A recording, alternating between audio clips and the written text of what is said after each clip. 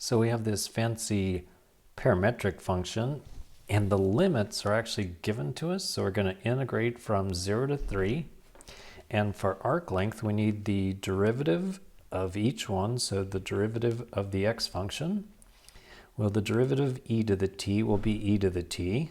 And then plus the derivative of e to the negative t is almost the same, except because of the chain rule, it needs to be multiplied by a -1. And then the derivative of the y function, well, that's just going to be -2. And then we need to say integrate from 0 to 3, the square root, and then each one needs to be squared. So the derivative of the x is e to the t minus e to the -t being squared plus a -2 being squared, and t is going to be the variable, so dt. And it does not say to use a calculator, so it must be that we can somehow find the antiderivative of this. The first thing we need to do is a little bit of algebra and go ahead and multiply this out or square this. So that means that you have to square e to the t, and when you have, oops, I meant to use a pen. When you have e to the t and it's being squared, well, when you when you raise an exponent to an exponent, that means you multiply them. So that's going to become e to the 2t. So when I square this first e to the t, it's going to be e to the 2t.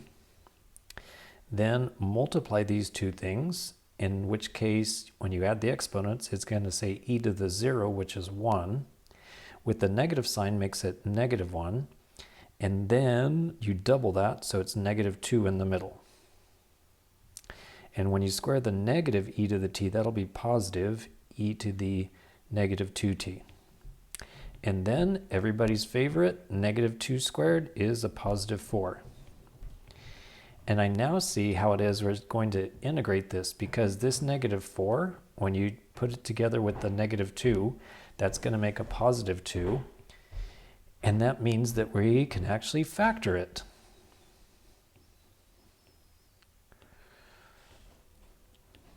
So first of all, to show all my steps, when you add the -2 and the +4, that becomes a +2.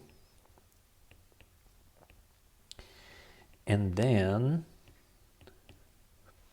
well, this part right here, that came from the e to the t minus e to the -t being squared. And then that produced a -2. Now that it's a +2, that means that this one is the square root, and what's inside the square root can be factored as e to the t. Instead of a minus, it's plus e to the -t. And then we still need to integrate that. But first, the square and the square root will cancel. So we just get e to the t plus e to the -t. And that is not bad at all. That means it's just going to be the antiderivative of e to the t is e to the t. And then the antiderivative of e to the -t will be the same thing, except because of the chain rule, multiply by a -1. And then evaluate from 0 to 3. So that's going to be e to the 3 minus e to the -3. And then minus, when you use 0, it's going to be e to the 0 minus e to the -0. And both the e to the 0 and e to the -0, both of those equal a 1. So that says 1 minus 1. So those are actually gone. So we actually only have left e to the 3 and then minus e to the -3. And then I'm just going to use a calculator to see what that equals. So e to the 3 and then minus e to the -3. So that's a 20.036. So my final answer is a 20, except I want to use a pen. 20.036.